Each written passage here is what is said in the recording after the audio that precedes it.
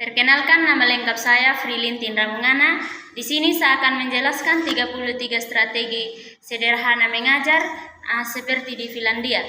Yang pertama itu ada jadwal istirahat otak, di mana siswa diberikan waktu istirahat yang cukup sehingga mereka memiliki waktu untuk melakukan aktivitas lain, di mana anak-anak di Finlandia terbiasa punya istirahat 15 menit setiap 45 menit pembelajaran. Selama jam istirahat, anak-anak keluar bermain dan bersosialisasi dengan teman-teman mereka.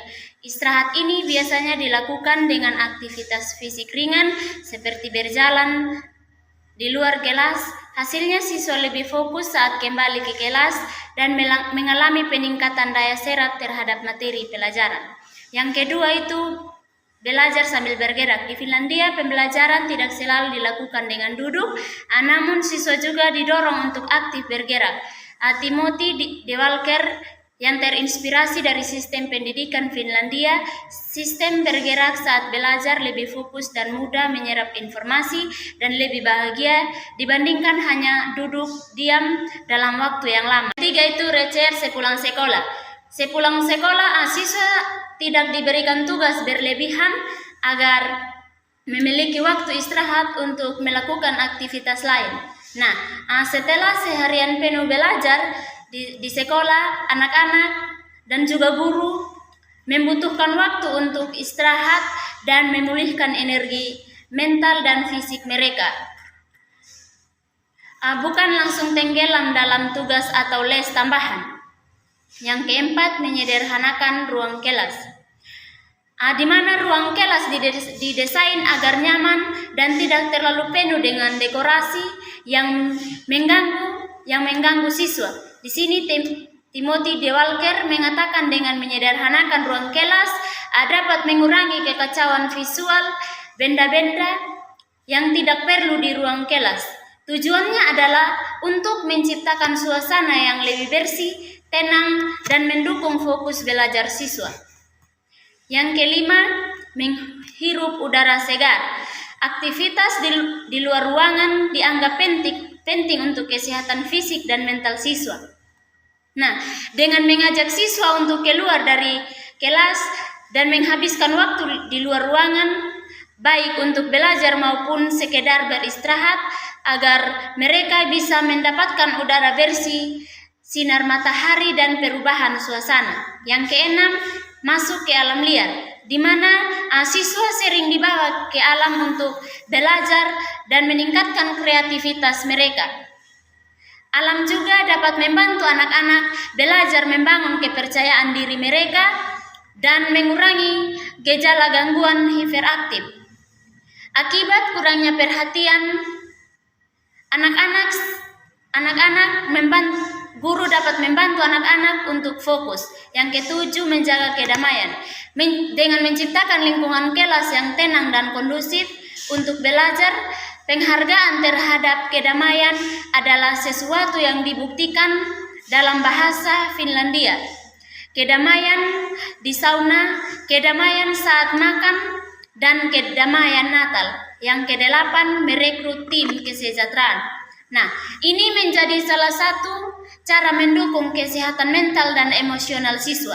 Di Finlandia, seorang guru kelas berkumpul dengan para profesional dari sekolah lain, kepala sekolah, perawat, pekerja sosial, psikologi, dan guru pendidikan khusus untuk membahas kebutuhan individual di kelas mereka masing-masing.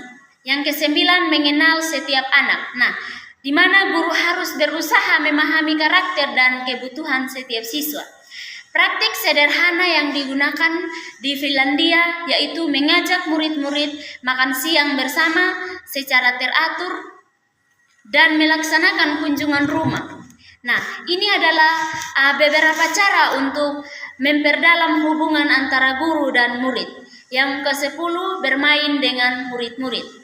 Nah, dengan adanya interaksi sosial yang positif antara guru dan siswa di hari pertama Timothy De Walker mengajar di Finlandia, dia memimpin murid kelas 5 ke salah satu tempat senam sekolah untuk bermain secara berkelompok di saat mereka beristirahat. Namun rutinitas ini cepat membuat mereka bosan. Salah satu murid di Finlandia mengusulkan permainan menendang kelereng. Nah, dan yang ke-11 itu merayakan pembelajaran mereka. Nah, di setiap pencapaian siswa, guru harus memberikan apresiasi agar siswa lebih percaya diri. Dengan meluangkan beberapa menit di akhir pelajaran, guru meminta siswa untuk menulis dan membaca tulisan mereka seperti cerita atau puisi di depan kelas. Nah, ini membuat mereka semakin dekat dan memotivasi mereka untuk menulis dengan kualitas yang lebih baik selama pelajaran. Nah, yang ke-12 mengejar mimpi kelas.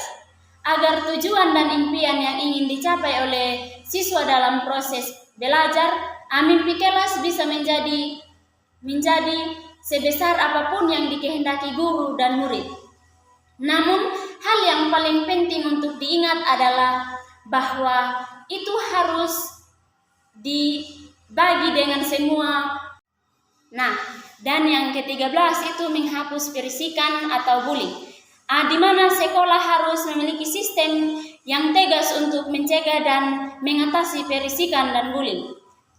Sebagai pemimpin kelas, banyak hal yang perlu kita lakukan untuk memutuskan perisikan atau dengan kata lain menghentikan sebelum memulai. Nah, tujuan strategi tersebut bisa menjadi langkah utama untuk memperkuat rasa dimiliki dalam kelas.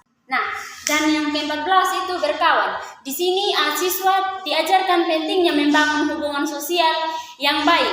Strategi berkawan ini tidak memerlukan persiapan yang baik. Apa yang esensial adalah bahwa ingatan jenis di antara kelas Anda dan kelas lain terjadi sebelum tahun pelajaran berlangsung, sehingga siswa dan guru dapat menikmati rasa ingin miliki. 15. Mulai dengan kebebasan. Di mana siswa diberikan kebebasan untuk membuat pilihan dan mengambil keputusan dalam proses belajar. Mulai dengan kebebasan dalam cara yang paralel, mirip dengan praktik para tes sebelum penilaian yang dilakukan sebelum pelajaran, di mana para siswa memiliki sebuah kesempatan untuk menunjukkan apa yang telah mereka ketahui di tahap awal belajar. Yang ke-16, meninggalkan batas. Di sini juga siswa dilarang untuk melampaui batas-batas yang ada dan mengembangkan kemampuan mereka secara maksimal. Sebagai guru juga kita dapat memasukkan batas ke dalam pelajaran kita. Ini adalah sesuatu yang dilihat secara jelas ketika mengganti format pelajaran seni dan bahasa. Dengan pengaturan ini, guru merasa senang melihat siswa bahwa siswa bersemangat menjadi penulis, namun beberapa lainnya terlihat tersesat. Dan yang ke-17 menawarkan pilihan. Di mana siswa diberikan pilihan dengan cara belajar mereka di Finlandia mengingatkan bahwa tugas utama sebagai guru adalah membuat hubungan antara minat siswa dan kurikulum mereka. Menjelaskan bahwa dalam rangka mendapatkan titik temu ini, mereka perlu terlebih dahulu mengenali minat siswa mereka, sehingga pengamatan dan diskusi tentang minat mereka selalu menjadi prioritas di kelas mereka. 18. Buat rencana bersama siswa Anda. Nah, istilah perencanaan bersama sebagai tanggung jawab untuk menentukan arah pembelajaran terdengar sangat masuk akal. Nah, hal ini memungkinkan guru dan murid untuk bekerja sama, membuat produk sekolah yang luar biasa. 19. Buat jadi nyata. Timothy D. Walker dulu berpikir bahwa cukup untuk berkata kepada murid alasan dibalik sesuatu pembelajaran konsep ekonomi. Contohnya, namun perkataan De Walker tampaknya jarang memuaskan kebutuhan mereka untuk memahami relevansi dari pekerjaan mereka. Karena ini begitu terjadi, De Walker memerlukan contoh yang baik sehingga De Walker membuat pelajaran menjadi lebih nyata untuk anak-anak. Yang ke-20, tuntutan tanggung jawab. Sebagai guru juga, kita juga memberikan tanggung jawab kepada siswa dalam area penilaian, dan banyak cara yang dapat kita gunakan untuk memotivasi pengambilan tanggung jawab di ruang kelas. Namun, apapun yang kita putuskan untuk dilakukan, itu dimulai dengan kepercayaan. 21, ajaran tentang hal-hal mendasar. Nah, dengan strategi ini mengajarkan hal-hal yang mendasar. De Walker tidak sedang menyarankan agar para guru meninggalkan praktik yang berorientasi pada murid, kemudian beralih pada praktik yang berorientasi pada instruksi guru. Yang ke-22, gunakan buku pegangan. De Walker mulai melihat materi ini sebagai sumber yang sangat berguna sebagai guru. Jika ingin mendorong penguasaan, kita perlu melakukan seperti judul buku pengajaran. Kita dapat menambah isi dari buku paket atau menggunakan materi pelajaran dalam suatu cara untuk mendukung proses belajar mengajar dengan baik. Yang ke-23, manfaat teknologi. De Walker berpikir ini adalah pelajaran yang penting bagi pendidik. Jika kita menghabiskan sebuah penguasaan, mari kita letakkan teknologi di tempatnya yang bekerja sebagai alat pembelajaran. Nah, yang ke-14, memasukkan musik. Nah, sebagai guru juga kita tidak perlu menghindar dari strategi memasukkan musik. Bahkan kita bukan orang musik, kita dapat bereksperimen dengan aransemen yang berbeda untuk para murid kita. Dan kegembiraan dari manfaat akademik dan menggabungkan musik ke dalam kelas. 25, menjadi pelatih. Target pembelajaran menegaskan perbedaan dari sudut pandang seseorang siswa antara mematuhi permintaan guru dan mengejar pembelajaran mereka sendiri. Siswa mengejar pembelajaran mereka sendiri menunjukkan motivasi yang meningkat, belajar lebih banyak dan mengembangkan keterampilan kognitif yang lebih kuat. Yang ke-26 itu buktikan pembelajaran. Nah, strategi untuk membuat para siswa membuktikan pembelajaran mereka dapat diterapkan. Bukan hanya ketika kita membuat penilaian sumatif saja, namun juga dalam pembelajaran sehari-hari, dalam diskusi kelas atau dalam kerja kelompok dan dalam penilaian sumatif. Ke-27, mendiskusikan nilai. Nah, pembelajaran perlu dilakukan sebelum pembagian rapor, yaitu mengkomunikasikan nilai kepada siswa dan meminta pendapat mereka. Ini adalah hal yang esensial yang sering menjadi target. Berarti bagi anak-anak untuk alasan tersebut, waktu penerimaan rapor menjadi waktu yang tepat untuk menangkap pengalaman dan membantu mereka mengimplementasikan pembelajaran. 28, mencari flow.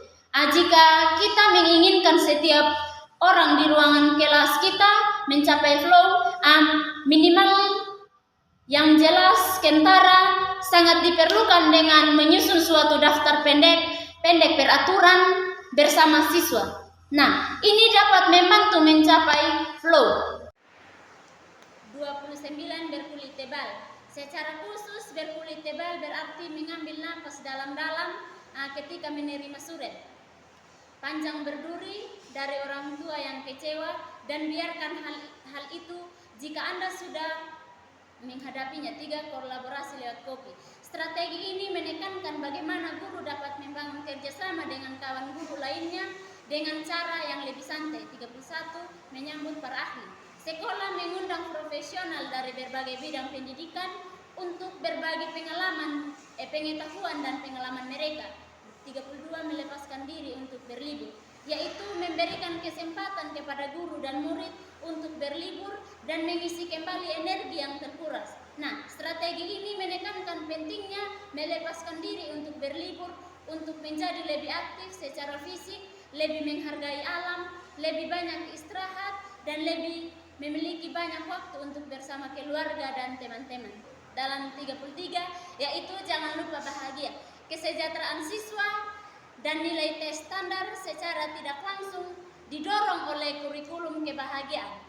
Nah, di saat setiap orang mengalami masa sulit, mereka akan tergoda untuk melupakan prioritas kebahagiaan di dalam kelas. Oleh sebab itu, perlu untuk menjaga kebahagiaan agar tetap semangat dan mengajar untuk mengingat serta memprioritaskan kebahagiaan di dalam kelas. Sekian dan terima kasih.